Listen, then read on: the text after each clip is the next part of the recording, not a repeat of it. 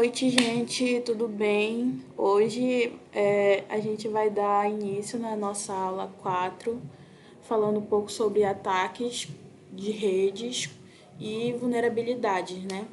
A gente vai entender qual é a diferença que tem de um ataque para uma vulnerabilidade e quais são os tipos de ataques, né, que são mais comuns que a gente percebe em um ambiente de rede.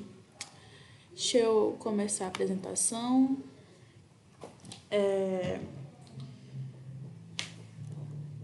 A emenda do curso de hoje, a gente vai falar, a gente está na nossa penúltima aula, né? Hoje é a nossa penúltima aula e a gente vai falar um pouco sobre os ataques. A emenda da aula de hoje é fazer vocês entenderem um pouco sobre esses conceitos de vulnerabilidade e conseguir entender e diferenciar, né? O que é uma vulnerabilidade, uma ameaça e um ataque.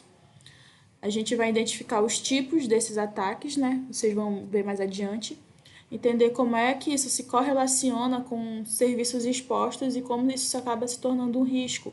E como é que a gente pode introduzir o conceito de exploração e compreender os aspectos da legalidade e da ética no ambiente de segurança da informação. Então, conceitualizando para vocês um pouco sobre vulnerabilidades, o que é uma vulnerabilidade, né? Quando a gente pensa em vulnerabilidade, a gente pensa em uma fraqueza.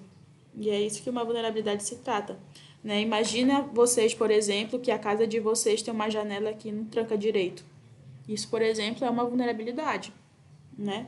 Então, no nosso computador, uma vulnerabilidade é a falha no sistema que permite que algo de errado aconteça com as nossas informações ou com nossos dados. Né? Então, é uma fraqueza lógica, né? Que é um operacional ativo na tecnologia da informação. Não é apenas um erro, mas é uma brecha. A gente deve entender que isso pode comprometer toda a tríade que está associada a isso, né? Que a gente já viu anteriormente, que é a confidencialidade, a integridade e a disponibilidade. Então, como é que encontrar uma vulnerabilidade, né, vai ajudar a gente a identificar qual passo a gente deve seguir para essa instrução do sistema, que o sistema executa de uma forma prevista, né, pelo desenvolvedor. Então, quando a gente se depara com uma vulnerabilidade, a nossa primeira ação é analisar ela, né?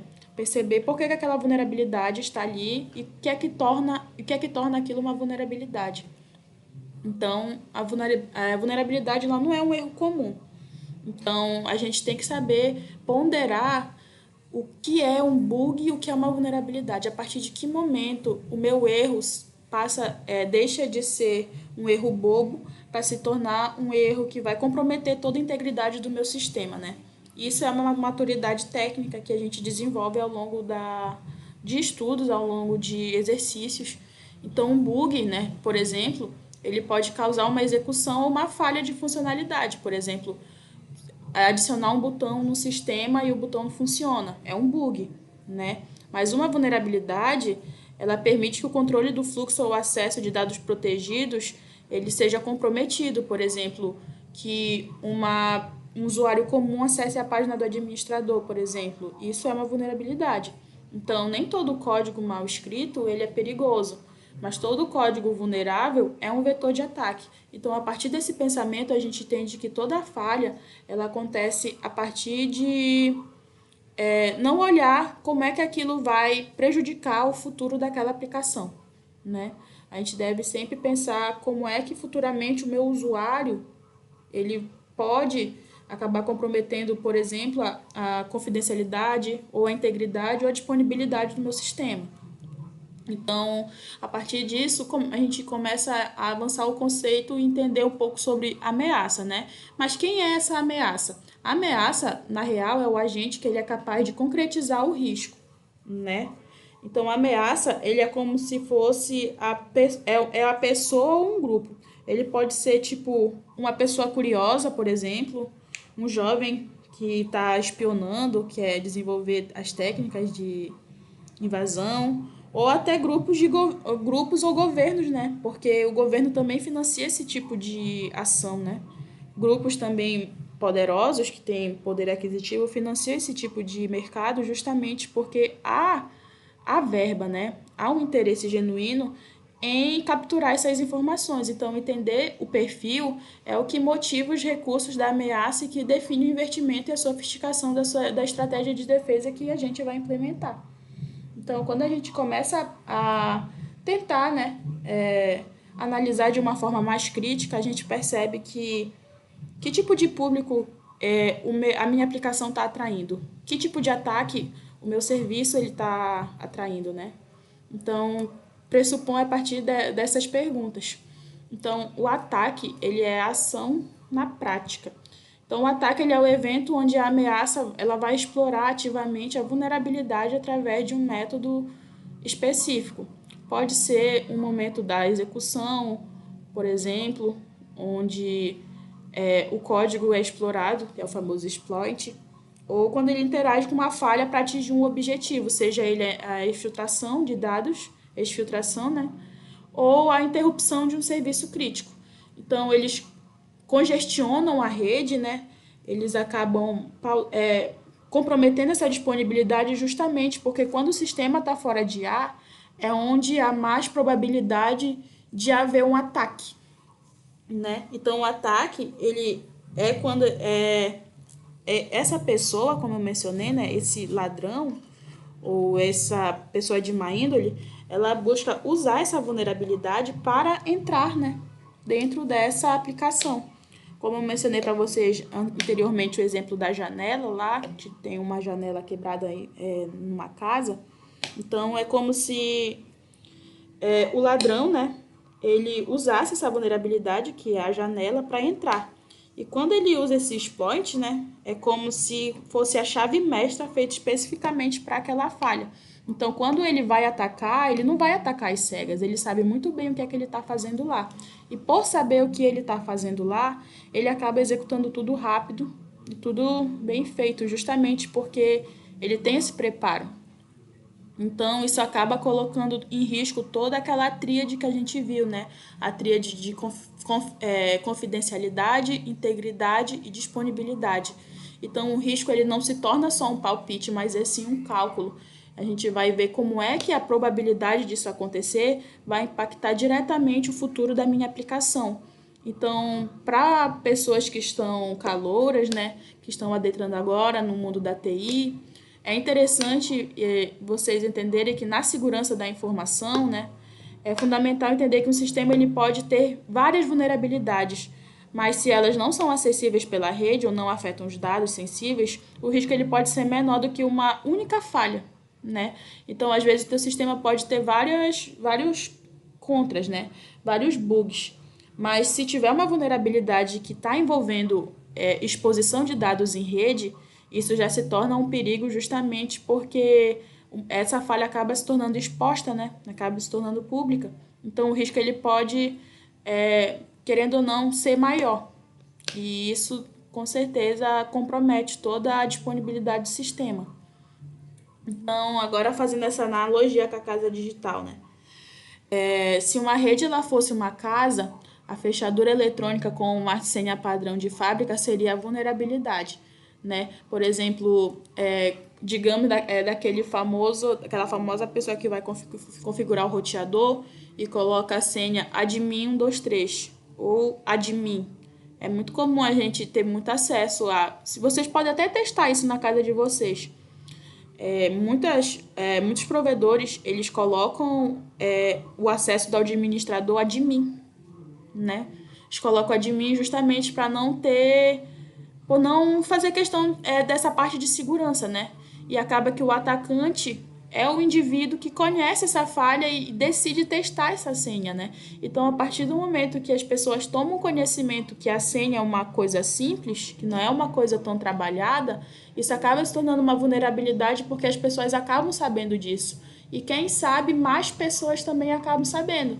Então, o ataque ele não é só uma entrada não autorizada. Isso mostra que ele acaba provando que a tecnologia ela é moderna, pode ser a mais moderna que for, mas ela vai ser inútil se a configuração for básica. Então, não adianta nada vocês terem sistemas de ponta, aparelhos de ponta, os melhores roteadores, o melhor sinal, se a senha de vocês é admin 123, né? Então, não tem lógica isso. vale a pena vocês investirem em senhas fortes justamente por conta de se proteger e proteger a rede, né? Toda a vulnerabilidade que isso acaba trazendo para dentro, né? Do nosso ambiente de rede. Então, por que tudo é tão frágil, né? A segurança ela sofre com uma dívida técnica, né? E a busca pelo time to market, que são os sistemas construídos sobre camadas de bibliotecas legadas que ninguém revisou há anos. Então, essas bibliotecas legadas, gente, elas apenas só vão passando de geração por geração e não acaba não havendo atualizações, né? Não acabam não havendo fortificações do sistema. Então, o desafio vai ser sempre equilibrar essa entrega de novas funcionalidades juntamente com a manutenção de uma arquitetura que resista justamente esse escrutínio constante de atacantes. Porque sempre o pessoal que estuda tecnologia relacionada à segurança, sempre está havendo atualização. Vocês, como estudantes de tecnologia, vocês percebem que todo dia surge algo novo dentro da nossa área. Todo dia surge algo diferente. Então, isso não é diferente também com a parte de segurança. Cada dia mais os sistemas estão mais fortificados, os atacantes estão mais espertos, eles estão mais cientes de por onde está mais fragilizado. Então, vale a pena vocês ficarem nessa sessão de querer saber sobre como o sistema que eu estou trabalhando, ele realmente está seguro o suficiente, né? É realmente sobre fazer essa pergunta. Por que tudo é tão frágil? Então, como é que a gente descobre se o nosso sistema ele é fraco? Como é que a gente descobre que ele é falho? A gente descobre isso através de técnicas como o fuzzing, né? Que fuzzing, no geral, significa enviar dados aleatórios para travar o sistema. Ou fazer uma análise estatística de código, engenharia reversa de binários, que é um trabalho de paciência e de método científico, né? Isso daqui vocês podem estar pesquisando depois, mas aqui foi só um exemplo de como vocês podem estar testando se a rede de vocês é segura ou não. É um trabalho de paciência e método científico, na qual o pesquisador ele vai testar todas as entradas possíveis, né? E até que o sistema ele se comporte de forma normal. A partir do momento que ele se comporta de uma forma normal, vocês podem parar e observar como é que o meu sistema ele vai reagir diante, né, dessa falha. Ele vai desligar, ele vai travar, ele vai reiniciar. Então é interessante vocês saberem disso. Então, nós como pesquisadores, a gente deve ficar cutucando sempre o nosso sistema, né? De todas as formas, até que ele faça algo que não deveria. A partir do momento que a gente vê ele fazer algo que não deveria, a gente vai corrigir. A gente corrige para justamente não estarmos correndo risco de vulnerabilidade. E falando sobre o perigo do dia zero, né? O zero day.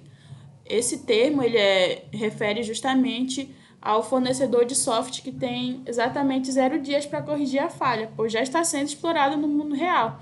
Então, são as armas mais valiosas do mercado cibernético que acabam custando muito caro, pois eles vão garantir justamente esse acesso a sistemas teoricamente, né? Teoricamente atualizados e teoricamente seguros. A gente pega o nosso sistema, o nosso software, e a gente percebe que há uma vulnerabilidade nele, sendo que ele era para estar atualizado e seguro. Mas quando a gente percebe isso, o nome que é dado é zero day. Então, zero day nada mais é do que uma falha que ninguém conhecia ainda, né? Acaba sendo que o dono do sistema ele tem 0 dias para consertar, porque o ataque já está acontecendo, né? O ataque, no caso, seria o nosso acesso, o nosso login. E essas falhas, elas valem milhões no mercado negro, né? Caso, tipo, por exemplo, isso acontecesse numa outra situação, numa situação variante, o zero day ele pode acabar acarretando muito dinheiro, milhões de dólares, né? Como vocês viram. Então, agora a gente vai falar um pouco sobre redes e como serve como campo de batalha, né? Na questões de vulnerabilidade. Então, redes é onde tudo se conecta. Quando a gente para pensar em redes, a gente tem que entender como se funcionasse um corpo humano, né? Redes é como se fosse o sistema nervoso da computação. Não sei se vocês já estudaram o modelo OSI. O modelo OSI, ele é como se fosse os 10 mandamentos de aulas de rede. Para entender redes, vocês precisam entender o modelo OSI. Modelo OSI, e como os protocolos de transporte, a gente vai entender isso, né? Vocês têm que entender isso. A gente tem que entender isso para aprender como funciona um ataque que é injetado. Então, a segurança de rede, ela foca justamente em garantir que o canal de comunicação ele seja tão íntegro quanto os dados que ele carrega. Então, garantir que o canal de comunicação seja seguro é o que mantém a integridade, né, da comunicação e é o que mantém os dados também do jeito que eles foram enviados, até o jeito que eles serem entregues. Então, essa camada, né, essa parte de redes, ela é muito importante porque é por meio dela que ocorre toda a comunicação de um sistema de computação ou de um sistema embarcado, por exemplo, de uma IoT. Tudo depende de rede, tudo funciona por meio da rede porque é por meio da rede que as coisas acontecem. E falando agora mais um ataque, o ataque de força bruta, né? O ataque de força bruta nada mais é que a exploração, né, de uma senha através do poder computacional. O atacante geralmente ele usa clusters de GPUs que vão testar todas as combinações possíveis de caracteres, né? Então eles vão testar todas as possíveis senhas, possíveis combinações, possíveis sequências, tudo isso, né, organizado em um cluster que ele vai fazer essas combinações, testar e até uma dar certo. E a partir disso, a política de senha da empresa, se ela não for robusta, né, essa matemática do atacante vai vencer, porque como é um ataque de força bruta, isso geralmente acaba dando certo, né? Então, de uma forma mais simples explicando para vocês, é como se o invasor ele tentasse, né, de todas as combinações possíveis até acertar a senha, né? E é como se ele tivesse uma lista de todas as senhas que as pessoas mais usam. E essas senhas elas já vazaram antes, né? Então geralmente essas senhas que eles testam já de senhas vazadas, né? Já de senhas que já foram exploradas. E eles utilizam esse método justamente para combinar essas senhas para estar tentando explorar esse ataque, né? Esse ataque em específico. Tem o ataque de dicionário, né? O ataque de dicionário ele é diferente da força bruta, né? A força bruta ela é aleatória. O dicionário ele foca mais na probabilidade e na linguística comportamental. Então ele faz uma lista de senhas que já foram vazadas também, e o que torna isso mais assustador, né, digamos assim, é porque é eficiente também, porque nós, né, como pessoas, a gente é péssimo em criar aleatoriedade, né? Não sei se vocês já perceberam que quando vocês vão criar uma senha, o Google sugere uma senha para vocês. E quando vocês reparam aquela senha é cheia de caracteres, letras maiúsculas e minúsculas, um monte de números. Então, por quê? Porque a máquina entende que há uma vulnerabilidade quando vocês colocam alguma coisa ordenada. Quando vocês têm tendência a colocar coisa ordenada, é muito mais fácil de vocês sofrerem um ataque justamente porque a gente humano tem essa previsibilidade. Por exemplo, quando eu era mais nova, eu tinha muito costume de colocar a data do meu nascimento como senha de tudo, né? Foi que eu até perdi um e-mail por causa disso. Mas aí, por que isso acontece? Porque eu era criança e eu não ia lembrar, por exemplo, de um código que o Google ia me dar, uma senha aleatória que o Google ia me dar. Eu ia lembrar da data do meu nascimento, porque era mais rápido, porque eu queria efetuar logo o login, mas aí acabou que eu acabei comprometendo a segurança da minha conta, né? Então, nisso a gente percebe que, às vezes, um pouco da nossa preguiça, né? Ou um pouco da nossa ingenuidade em acreditar que a gente nunca vai ser atacado, isso, às vezes, a gente passa batido, né? Justamente porque há pessoas de má índole e há pessoas de má índole muito inteligentes. Então, quando a gente entende isso, a gente percebe que a gente precisa sim ter um cuidado em colocar uma senha mais forte, em não colocar uma coisa ordenada, em não colocar a mesma senha em todas as aplicações, justamente porque essas pessoas são espertas, né? Elas sabem o que elas estão fazendo. Alguém está com alguma dúvida até aqui sobre esses tipos de ataque?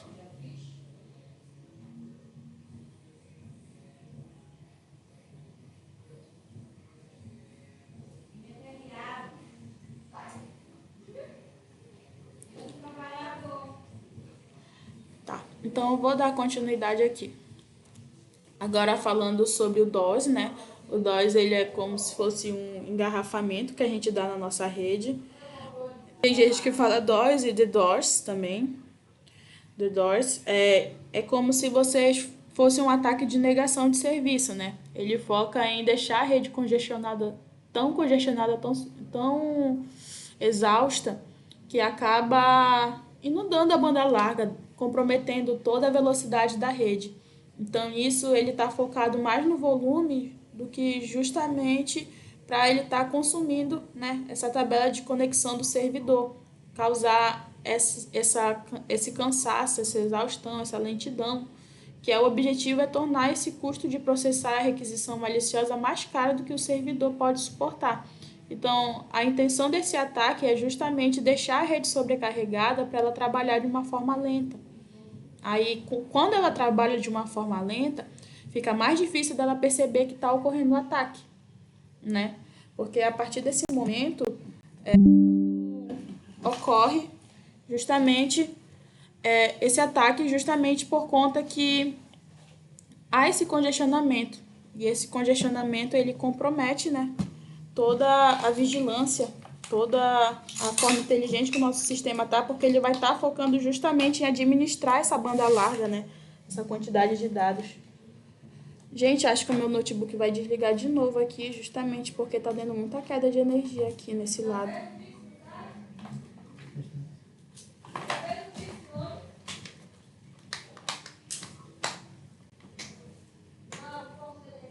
Pronto, conectou aqui. E agora o DDoS, né? DDoS, que é o poder zumbi da rede. O DOS é esse, né? Esse primeiro engarrafamento proposital. E o irmão dele, né? O DDoS, que é o poder de zumbi na rede, que é justamente esse ataque distribuído que escala o DOS, né? A utilizar os bootnets, que são milhares de dispositivos que estão conectados com câmeras, com microfones, com PCs. Então, eles acabam infectando tudo isso por malware. Então, a intenção dele é justamente enviar uma aplicação que vai comprometer toda a funcionalidade do teu sistema. E o atacante ele coordena esses dispositivos para atacarem simultaneamente, tornando, por exemplo, o bloqueio de IP ineficaz ou exigindo, por exemplo, soluções de mitigação de um nível de provedor de backbone. Então, o DDoS é quando o invasor ele usa milhares de dispositivos zumbis hackeados para derrubar um site de uma vez, né? Como se funcionasse dessa forma. Então, para explicar rapidamente, recapitulando eles dois, imagine, por exemplo, que milhares de pessoas estão ligando para uma hamburgueria, né? Uma pizzaria. Tipo, 100 pessoas que estão fazendo pedidos ao mesmo tempo. Com certeza o dono dessa linha, né, ia ficar zoado. Então, isso é o ataque DOS. E o DDoS acontece quando um invasor ele vai utilizar desses dispositivos que estão conectados nessa rede para derrubar o site. E ele faz isso por enviar vários sinais simultâneos. E isso acaba confundindo todo usuário, né? O usuário não sabe para onde dar atenção. Então, é essa situação que acontece com esse tipo de ataque. Tem o main, tem middle, né? Esse que traduz de forma mais reduzida é o meet-me. O meet-me é o ataque que ele vai interceptar o fluxo de comunicação que vai ocorrer entre duas entidades, geralmente usuário e servidor, e ele vai agir como um proxy transparente. Então, através de técnicas como ARP ou o envenenamento por DNS, né, como a gente já viu mais sobre o que é DNS na primeira aula, a gente vai conseguir ler e até modificar o tráfego em tempo real, né, com esse tipo de ataque. E ele vai quebrar toda a premissa que a conexão entre cliente e servidor é privada. Então, é como se o carteiro, por exemplo, ele fosse abrir a minha carta, né? Ele fosse ler a minha encomenda, fosse ler a minha carta e ele mudasse o que está escrito lá. Então, ele vai alterar toda a configuração daquela mensagem para algo que ele queira. Não vai estar sendo fiel àquilo que foi me mandado. Então, ele vai entregar para o destinatário e ninguém vai perceber isso, porque o destinatário vai acreditar fielmente que não houve alteração, sendo que esse tipo de ataque ocorre durante o envio da informação. Então, esse ataque acontece entre o invasor, né? O invasor fica entre o servidor, né? E o usuário. Ele fica, no caso, na conexão. Ele compromete a mensagem para que ela não chegue de forma íntegra para o usuário e vice-versa. E tem o sniffing, né? O ataque sniffing é como se fosse um farejador de dados, que ele consiste justamente na captura passiva de pacotes de rede. Então, ferramentas de sniffing, gente, elas buscam justamente observar e analisar como é que os protocolos eles vão estar caminhando na rede sem a criptografia. Então, isso geralmente ocorre em protocolo HTTP, pois o protocolo HTTP compõe somente de texto. Então, para um analista de segurança, o sniffing é essencial, por exemplo, para a auditoria da informação, né? Então, mas na mão de atacante é como se numa rede local, né? É com o fim de privacidade de dados, porque por meio desse ataque ele pode estar descobrindo dados das pessoas, né? E conseguindo informações sobre essas pessoas. Então, é como se o sniff ele fica procurando onde é que tem informação aberta. Fica procurando onde é que tem informação vazada. E como é que essa informação ela passa pela rede. Como é que eu capturo essas informações pela rede. É como se fosse o vizinho fofoqueiro, que gosta de ouvir conversa, sabe? Ele funciona dessa forma. Tem o IP spoofing, que é a identidade falsa, né? Digamos que o atacante ele vai manipular o cabeçalho do IP para forjar o endereço de origem dos pacotes. E isso acontece como resultado para enganar o sistema de autenticação baseado em IP. Então, isso ocorre justamente para redirecionar o tipo de tráfego, o tipo de respostas que esse ataque vai ter diante de uma reflexão e uma amplificação, na qual o servidor ele acaba sendo atacado por si mesmo ou por terceiros, né? Então, ele vai criar uma falsa identidade ou fingir que é outra pessoa justamente para a pessoa achar que ela está sendo atacada, mas às vezes pode ser até ela mesma, né? Então, ele dá essa confusão para o usuário somente para causar congestionamento, né? Para confundir o usuário. Às vezes, isso acontece muito por ataque de moleque, né? Já vi muito moleque fazendo esse tipo de ataque justamente por querer zoar, né? Brincadeira de adolescente. Mas quando isso passa para um modo corporativo, isso pode comprometer, por exemplo, toda a estabilidade de um sistema no horário comercial. Se isso acontece no horário comercial, isso, por exemplo, quebra muito o valor de uma empresa. Então, é um tipo de ataque que pode comprometer, sim, a funcionalidade de um sistema. E tem o port scanning, que é o batendo nas portas, né? É como o escaneamento de portas, que é a fase do reconhecimento tático. Porque ao enviar pacotes SIM e analisar as respostas, o atacante... Gente, espera aí um instante.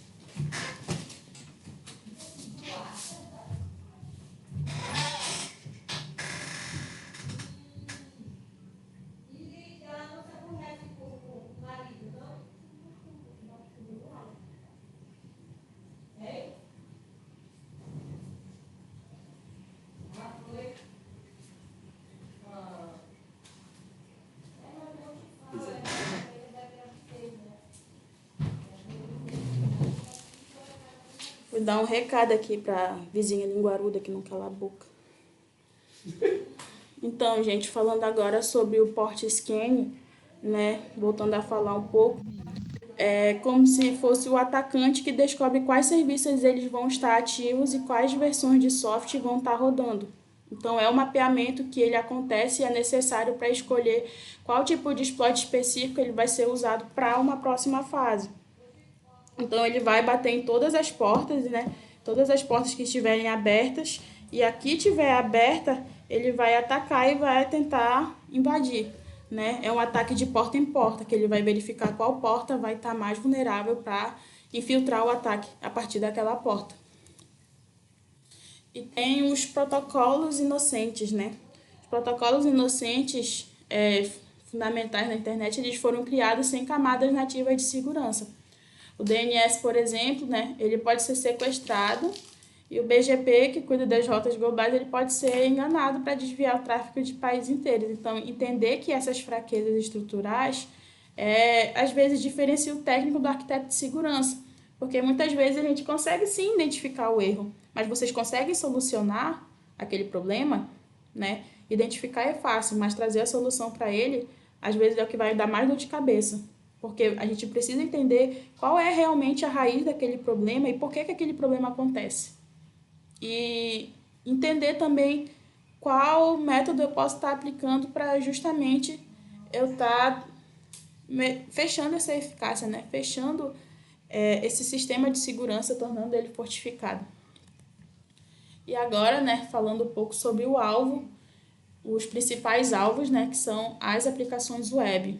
As aplicações web hoje em dia são uma das maiores portas que adentram ataques de segurança da informação, justamente porque é muito fácil criar um site, gente.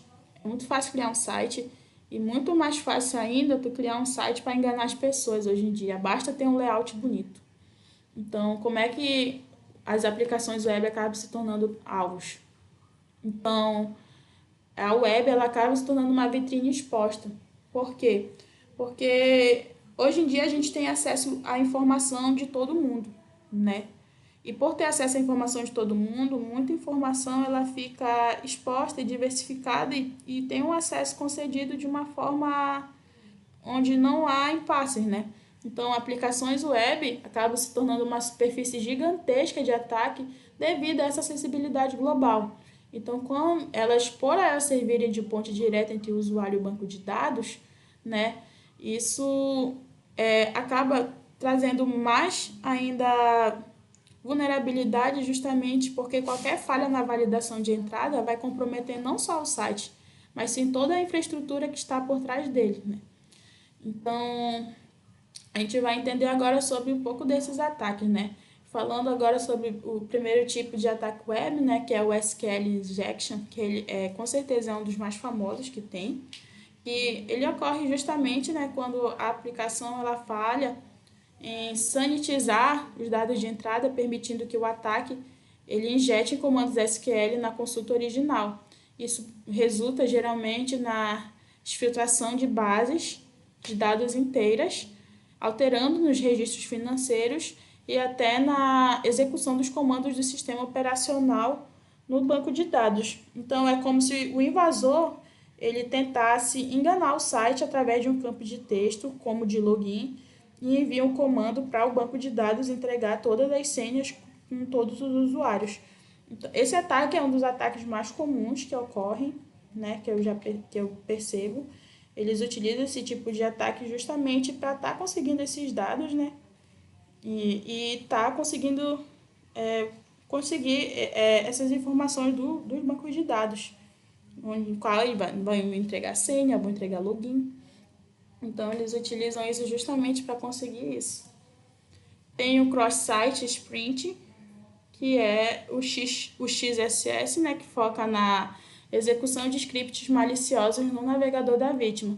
E quando a gente injeta o JavaScript em uma página confiável, o atacante ele rouba tokens de sessão e ele redireciona o usuário para sites de phishing ou realizar ações em nome de usuário logado, explorando a confiança que o navegador tem no site.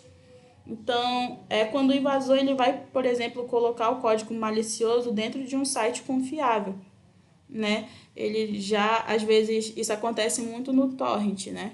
Às vezes a gente está acostumado a baixar um site que a gente conhece, que a gente confia, mas às vezes eles utilizam desses sites para colocar brechas, né, de ataques de cross-site justamente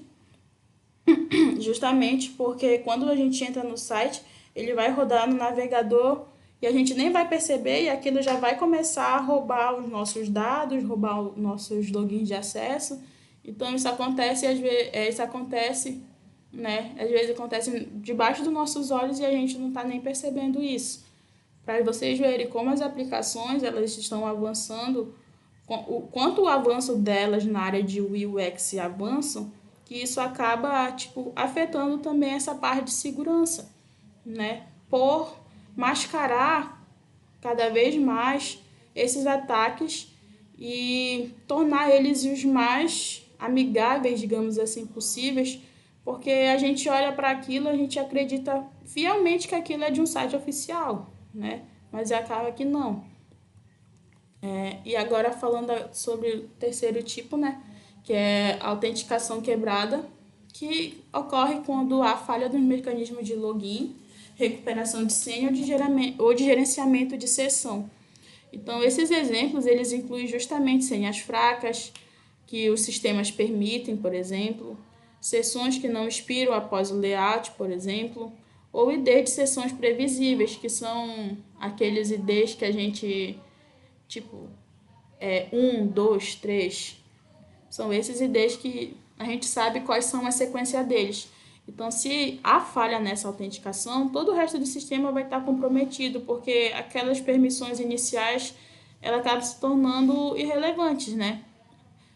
Por eles tratarem com irrelevância, na verdade, o resto do sistema fica todo irrelevante, porque não adianta nada vocês terem uma aplicação com uma base comprometida e tentar fazer o resto tudo de uma forma sólida, porque isso não vai funcionar no futuro, vai haver uma quebra justamente, porque a autenticação é a base, né?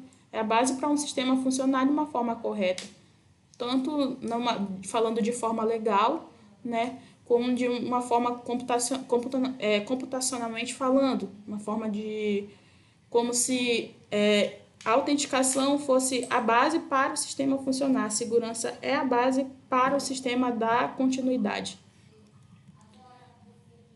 Então, falando agora um pouco sobre exposição de dados sensíveis.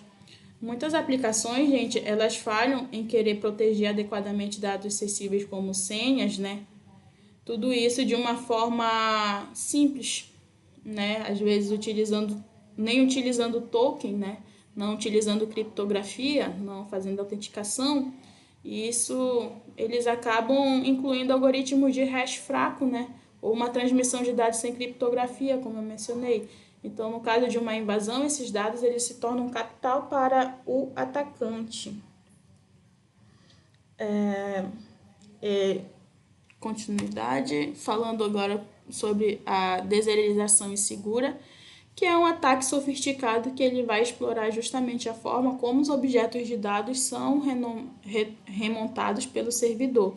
Então, se o servidor ele vai reconstruir um objeto modificado pelo atacante sem validação rigorosa, o agressor ele pode instanciar classes maliciosas que levam à execução remota do código, o santo grau das invasões, né? Queria saber se alguém aqui está com uma dúvida, se eu posso tá dando continuidade. Vou estar olhando o chat aqui.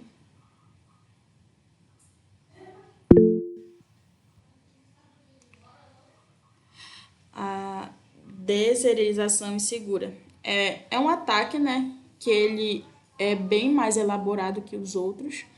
Então, esse ataque ele vai estar buscando explorar justamente a forma de que como os dados eles são tomados pelo servidor, como é que o servidor ele vai estar tratando, né, aquelas informações. Então, por exemplo, se o servidor ele reconstruir um objeto modificado, né, se o atacante, por exemplo, mandar uma informação, ele modificar aquele objeto e retornar sem uma validação rigorosa, o atacante, né, ele pode estar pegando, né, essa informação, utilizando essas classes maliciosas e fazer uma execução remota, porque ele vai entender que aquele servidor ele está fraco, ele não está atendendo, como atacante, né? Ele não está atendendo a essa parte de segurança, né? Ele não vai estar entregando a informação de uma forma íntegra. Não sei se eu consegui explicar de uma forma que tu conseguiu entender, tá? É isso mesmo? Ah, sim.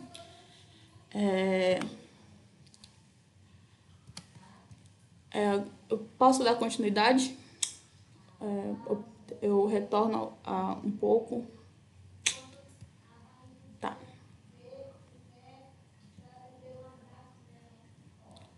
Falando agora sobre o Cross-Site Request Form, que é o CSRF, que é a força que o navegador da vítima ele vai realizar uma ação não desejada em uma aplicação web na qual ela não está autenticada. É como se a aplicação, né, ela ia no navegador da vítima. São aqueles famosos cookies, né? Vocês aceitam muitos cookies? Porque quando vocês aceitam cookies, gente, vocês não sabem o perigo que vocês estão correndo por estarem aceitando eles. Porque eles podem acabar executando uma requisição como se fosse legítima. Porque o sistema vai entender que tu aceitou aquilo, né? Porque tu tem a opção de negar. Mas quando tu aceita, tu tá dando a entender teu navegador que aquele site é confiável. Então ele vai permitir que haja mudanças, ele vai permitir que ele visualize suas senhas, que mostre transferências de fundo sem o consentimento do usuário.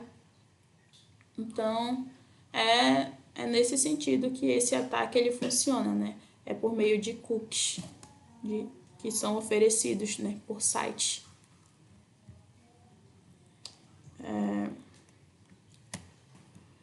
Agora, sobre componentes desatualizados, né? Tem muita gente aqui, muitos profissionais que eu conheço, que eles, por exemplo, não atualizam o Windows, justamente porque falam que o Windows 11 não entrega a funcionalidade que o Windows 7 entregava, né? Mas quando vocês percebem que a maioria dos ataques acontece com componentes desatualizados, a gente percebe que se um sistema elevou o nível, né, é porque a segurança daquele nível anterior ficou comprometida. Então, aplicações modernas, elas são colagem de bibliotecas e frameworks de terceiros.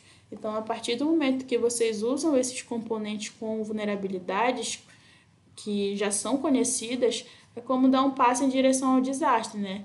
É como retroceder.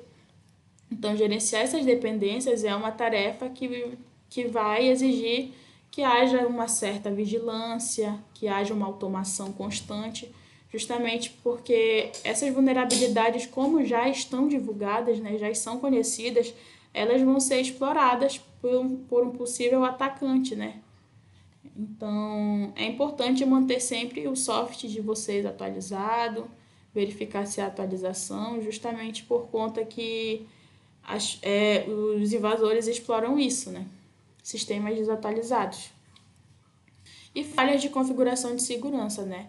Que é aquilo que causa a maioria das tragédias e incidentes no mundo das redes. Que, no caso, permitir excessivamente, por exemplo, que um sistema tenha controle sobre o teu celular ou o teu notebook, vocês estarem assinando permissões sem ler, instalar aplicativo sem ler a ISO, né? Isso acontece muito geralmente porque vocês acabam dando acesso desnecessário para esses aplicativos rodarem nesses servidores e acaba revelando o stack tecnológico, né? Isso acaba tendo uma falha futuramente, tendo um bug, justamente porque é uma configuração padrão que quase sempre é insegura, né? Então, quando vocês aceitam isso, né, justamente vocês estão dando aptidão para o sistema para falar, olha, confio em ti, faz o que tu quiser, né? Mas as coisas não são bem assim, a gente sabe muito bem como as coisas são. Tem o XML Eternal Entities, que ele vai explorar justamente esses processadores XML, que eles são mal configurados, né? Então, eles vão explorar esses processadores mal configurados para processar essas referências de entidades externas. Isso pode permitir que um atacante leia arquivos locais do servidor, que realize varreduras de portas internas ou que ele execute ataques de negação de serviço, transformando, por exemplo, o simples upload, né, um simples copiar e colar de XML em um vetor de invasão profunda. Então, esse tipo de ataque ele busca justamente, né, explorar essas máquinas que estão mal configuradas, justamente para conseguir extrair delas, né, referências a entidades externas, né, na qual vocês vão permitir o acesso a ler os arquivos de vocês, ver as fotos que vocês têm no computador, por exemplo, ver os vídeos. Esse tipo de ataque explora pegar esses arquivos, né? E geralmente eles usam esse tipo de ataque, eles usam para pegar esses arquivos e fazer chantagem para você, que tipo, se vocês quiserem recuperar esses arquivos, vocês vão ter que pagar, né? Então, esse tipo de ataque funciona dessa forma. E falando, né, agora sobre a manipulação de pessoas. A gente viu que ataques ocorrem pela rede, né, por essas superfícies de ataque, mas a gente percebe que há uma outra ponta do iceberg também, que são essas pessoas, né? Então, como é que as pessoas elas acabam sendo manipuladas e se tornando vítimas de crimes cibernéticos? Então, a gente já viu na aula anterior um pouco sobre engenharia social, mas retornando para falar um pouco novamente sobre engenharia social, nada mais é do que a manipulação psicológica, né? Manipulação psicológica, ela é algo que a gente desenvolve ao longo da vida, assim como qualquer outro tipo de inteligência. Mas a manipulação psicológica aplicada a essa obtenção de informações ou acesso é diferente do hacking técnico, né? Justamente porque o foco não é a máquina, né? O foco é a vulnerabilidade humana. Então, por exemplo, uma curiosidade, um medo, uma obediência ou uma ganância podem mover, né, um atacante a fazer esse tipo de ataque. Então, para um atacante, é muito mais eficiente hackear a recepcionista, né, do que tentar quebrar o firewall de última geração de uma empresa. Esse tipo de ataque, ele busca justamente explorar essa vulnerabilidade humana. Por isso que ele às vezes não é tão observado, né, não é tão falado, mas ele é um ataque mais sutil que acontece, porque ele não precisa de código, né? Ele não precisa de um computador. A pessoa só precisa ter um bom papo. A pessoa só precisa ter um bom papo para conseguir as informações que ela precisa, né? Tem o phishing, né? O phishing, ele nada mais é do que um ataque em massa que ocorre durante, por exemplo, caixas de e-mail, por exemplo. É como se fosse uma técnica sofisticada que busca criar um site fiel e semelhante ao site original, né? Ele tenta copiar o máximo que ele pudesse, passando pelo site oficial, justamente para ele conseguir atrair, né, potenciais usuários, ou potenciais assinantes, ou potenciais acessos, né? Então, o phishing, ele é basicamente jogar numa rede e vai ver quem é que vai cair naquilo, né? Se a pessoa não for esperta e treinada o suficiente para perceber que aquilo ela facilmente pode cair nessa armadilha. Justamente porque é um ataque que ele não é jogado à toa, né? Ele é lançado com um objetivo.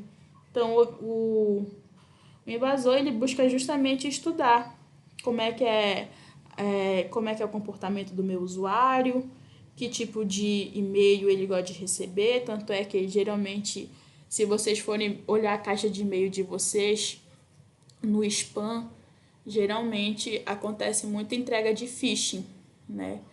Não vou falar para vocês entrarem no link, mas para vocês observarem o modelo de mensagem que vocês recebem. Aquele tipo de modelo de mensagem é modelo de mensagem de phishing se vocês forem olhar com o olhar de um analista de rede. Vocês percebem quando há uma falsa índole, né? E tem o spear phishing, né? Que é o alvo certo.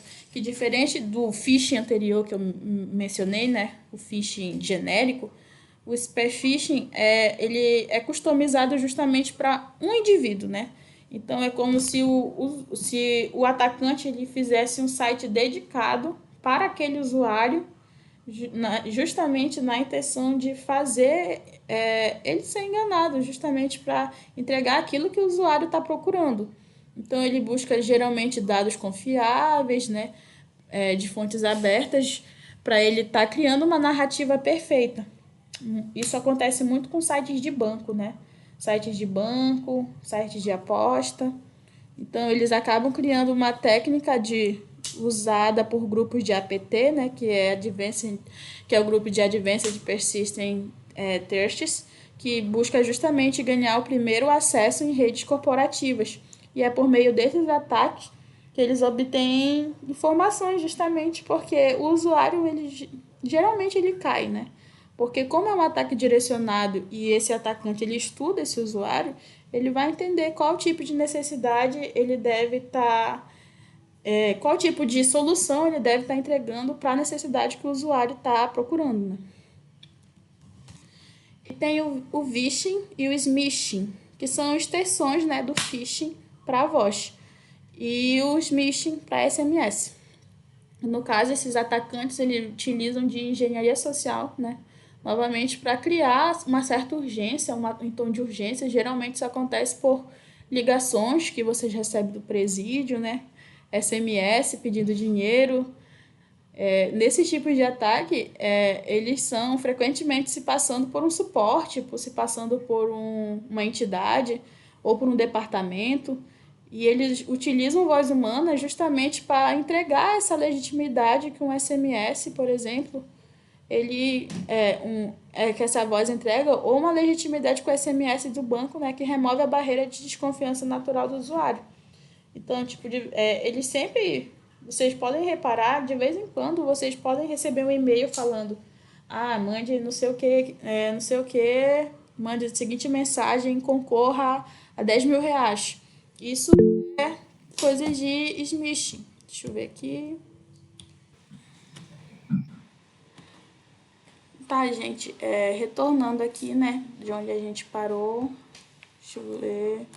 Agora falando sobre o pretexting, né, que é uma história inventada, né, que consiste, né, que o indigente ele vai aplicar um cenário falso para justamente coletar informações de potenciais usuários que podem cair nessa cilada, e esse atacante ele vai se passar por um auditor, né, ou por um fornecedor, por um representante, que ele vai falar que ele vai contar toda uma história, vai ilustrar todo o ambiente para justamente estar tirando informações dessa pessoa.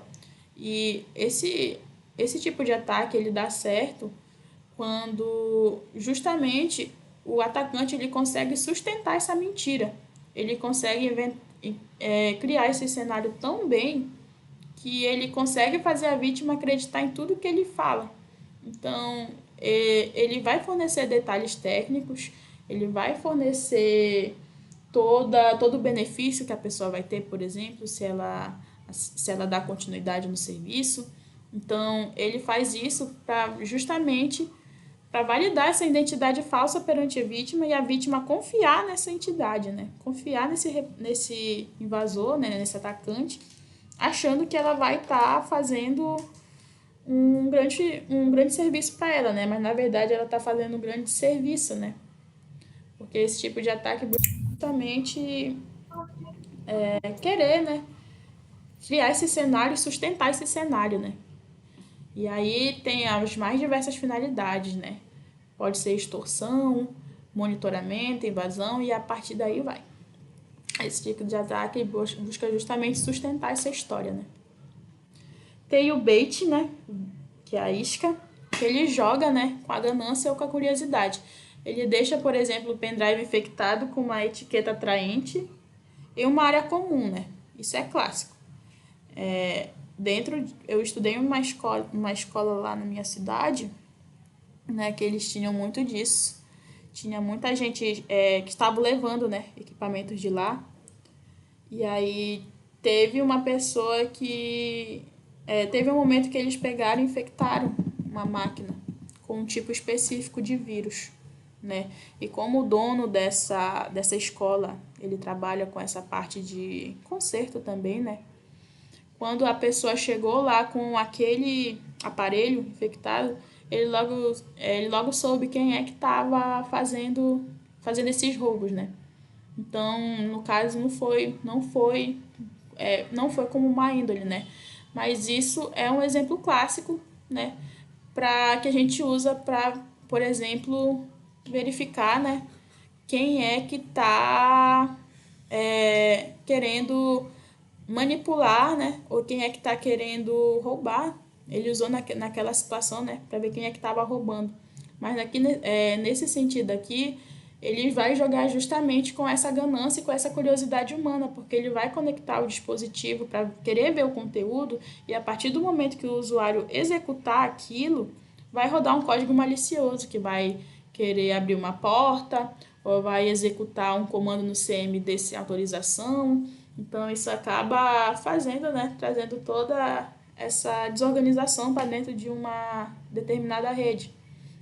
Né? Esse tipo de ataque funciona em jogar com a curiosidade mesmo, saber quem é que vai ser o bobo que vai querer explorar o que tem dentro do arquivo dos outros, dentro do pendrive dos outros, né, no caso. E tem o quid pro quo, que é o favor, que é literalmente algo por algo, né? O atacante ele vai oferecer um benefício, pode ser um prêmio, pode ser um bônus, um crédito, uma ajuda técnica, e em troca a vítima vai ter que fazer uma ação, como por exemplo desativar o antivírus, né? Ou desativar a senha forte, né? Trocar a senha. Então, o usuário ele vai sentir que ele está ganhando algo, mas na real, esse tipo de ataque ele vai estar trocando, né, os pés pelas mãos, justamente porque ele vai achar que vai estar saindo sobre vantagem, mas quem vai estar saindo sobre vantagem é aquele ser malicioso, né, aquele invasor. E tem o tailgating, que é o pegando carona, que é a forma física da engenharia social, né? Na qual o atacante ele vai entrar, né, em áreas restritas simplesmente seguindo uma pessoa autorizada. Então, frequentemente, esse atacante ele vai utilizar técnicas para inibir que a pessoa feche a porta, por exemplo, como carregar caixas pesadas ou parecer estar com muita pressa, na qual ele vai estar explorando a etiqueta social. No caso, esse excesso de disponibilidade a gente deve desconfiar, né? Porque essa pessoa está me ajudando muito. Às vezes a pessoa só está te ajudando muito para estar observando o ambiente que tu está trabalhando, para perceber a tua rotina, por exemplo, para perceber como é que são as tarefas do dia a dia dentro daquela empresa. Ela vai justamente para pegar essa visão de dentro desse ambiente que ela quer atacar, né? Que é essa familiaridade com esse ambiente. E engenharia social em redes sociais, né? Então, redes sociais, hoje a gente sabe que é uma mina de ouro, né? Uma mina de ouro porque justamente é a partir das redes sociais que a gente nos comunica, que a gente nos expressa no mundo, né? Onde a gente recebe atualizações de nossos amigos próximos, de nossos colegas. Então, por exemplo, através de fotos de crachás, mesas de trabalho ou de um post, por exemplo, informações, eles podem ser usados pela empresa, postada por funcionários, e o atacante ele pode construir um perfil necessário para realizar os ataques direcionados e extremamente eficazes.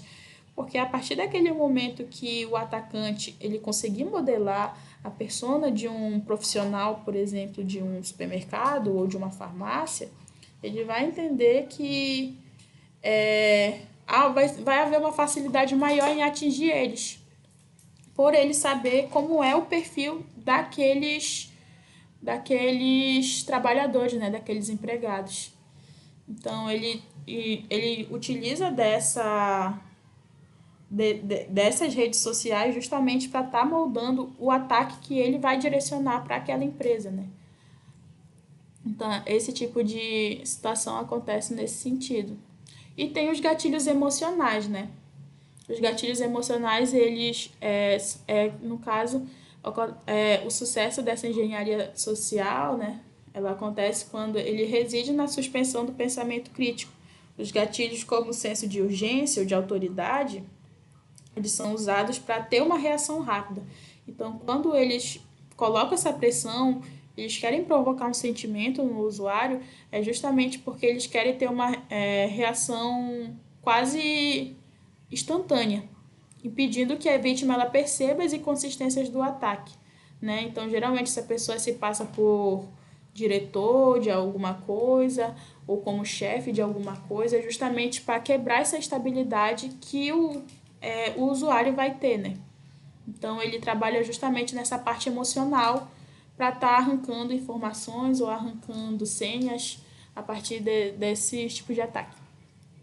E agora falando um pouco sobre a ética e a legalidade, né? Serviços expostos de riscos. Então, cada porta que a gente vê aberta para a internet é um convite a risco, né? Mas o que vale é a gente lembrar. O que não é estritamente necessário para um negócio deve ser fechado.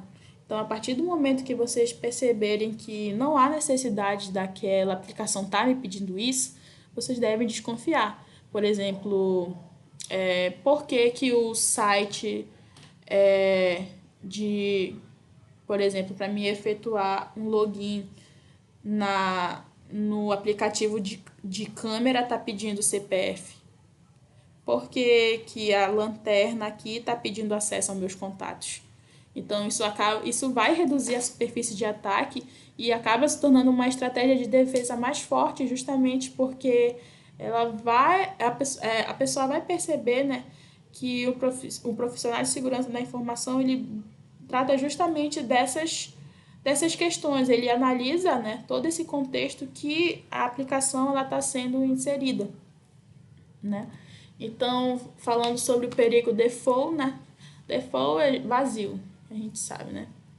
Então, dispositivos IoT e servidores, eles vêm frequentemente com configurações de fábrica inseguras e senhas de padrão conhecidas. Então, é muito interessante que a partir do momento que uma máquina ou um serviço chegar para vocês mudem a senha padrão para uma senha mais difícil, né? É importante vocês fazerem isso justamente porque podem haver ataques. Nunca pensem que vocês não vão sofrer ataques, porque vocês podem sim sofrer ataques. Ninguém tá protegido 100%. Então, o motor de busca Shodan, ele permite que a gente encontre milhares desses dispositivos expostos. Então, mudar o default, né, é o básico, né, que qualquer um pode fazer, que é sair do padrão, né, e ir para algo mais elevado em relação à segurança. E é importante que vocês não negligenciem essa regra. Tem o Shadowit, que é o uso de hardware e de software e serviços de nuvem sem aprovação ou conhecimento do departamento de TI. Isso acaba criando ilhas de tecnologia desprotegidas e sem conformidade com a política de segurança da empresa, né? Tornando-se o ponto de entrada perfeito para a movimentação de um atacante. Então, vale vocês perceberem que esse tipo de situação, né, ele acaba às vezes isolando muitos sistemas, né? Mas quando a gente torna, né, a gente acaba fazendo isso querendo proteger nosso sistema, tentando isolar eles, isso acaba só espalhando o problema, né? Porque isso não vai resolver nada. Então é importante vocês terem essa ciência justamente, porque não adianta ter os melhores softs, os melhores serviços, se nada daquilo, né, está devidamente configurado e devidamente conectado, né, para estar unificando toda essa segurança. Então, para vocês não acabarem fazendo isso que eu mencionei, né, acabar criando ilhas de tecnologia desprotegidas, criando redes isoladas sem nenhum tipo de proteção.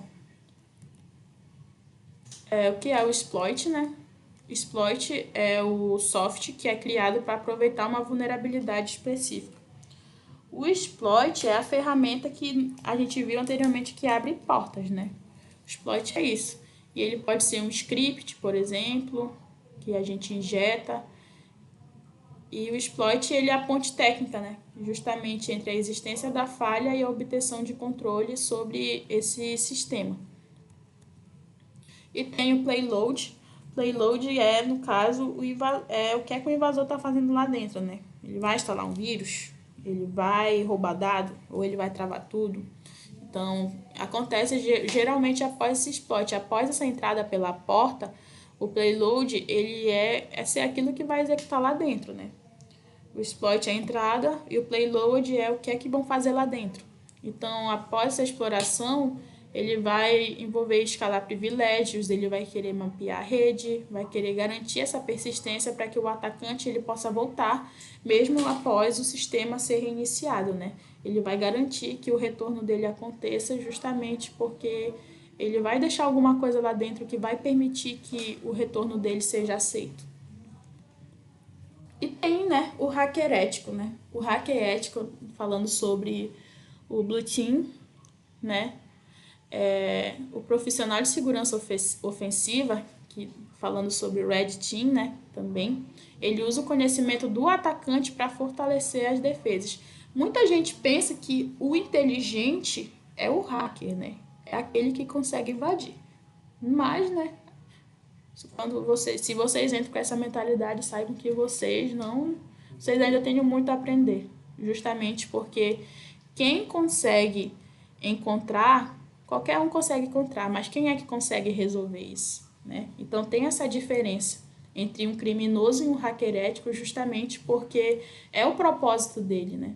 É a autorização, é a índole daquela pessoa. Então, o objetivo sempre vai ser encontrar a falha e documentar para que ela seja corrigida antes que esse hacker malicioso encontre, né? Então, isso faz parte do Blue Team, né? O Blue Team busca justamente solucionar essa vulnerabilidade. Já a segurança ofensiva usa esse conhecimento para atacar essas defesas. Falando agora um pouco sobre os aspectos legais do Brasil, né? Como a gente já viu um pouco antes sobre a Lei Carolina Dickmann em segurança da informação, isso se correlaciona justamente porque a linha entre a pesquisa e o crime é definida pela autorização de forma legal, que é aquilo que eu mencionei, né? Sobre querer mapear uma rede, mas mapear com autorização.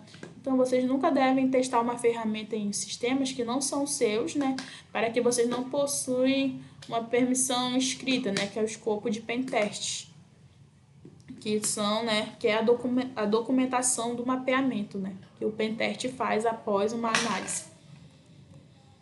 Falando sobre a LGPD e a responsabilidade dos dados, quando a gente fala sobre a LGPD, né, a gente percebe que houve uma mudança no cenário empresarial e econômico brasileiro, justamente porque os dados das pessoas agora funcionam como ativos de alto risco. Como assim? Os dados eles se tornaram um ativo que direciona a tomada de decisões, porque justamente os dados que sustentam uma boa decisão tomada, porque vão ser baseados em evidências. Então, a partir do momento que uma falha de segurança resulta em um vazamento, isso pode levar até mais de 50 milhões de multas no contexto brasileiro, justamente porque os danos eles são irreparáveis, que a partir do momento que dados são vazados, não tem como mais voltar atrás, porque já houve aquele vazamento.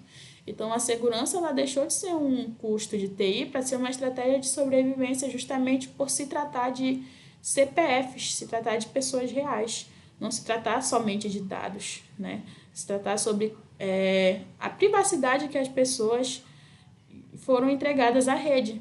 A confiabilidade que aquelas pessoas criam dentro daquele sistema, elas foram por água abaixo justamente por acreditarem que o nome delas estava sendo protegido. Então, a partir do momento que a LGPD começa a entrar em vigor no contexto brasileiro, isso muda todo o cenário, justamente porque começa a haver punições, as devidas punições para essas grandes empresas, né, que não arcam com a segurança da informação, não arcam com essa cuidadoria de dados, fazendo com que haja esses vazamentos. Então, a LGPD veio justamente para fazer essas empresas terem esse tipo de cuidado, para arcarem com essas responsabilidades, porque isso é de cunho responsável delas, sim, porque a partir do momento que elas oferecem os serviços e se comprometem com a integridade de dados daquele usuário, elas tomam toda a frente para assumir a responsabilidade de qualquer tipo de coisa que aconteça com aquele dado, sejam duplicatas, sejam erratas, sejam vazamentos, sejam falhas de segurança, é tudo culpa da empresa, já não é mais culpa do usuário.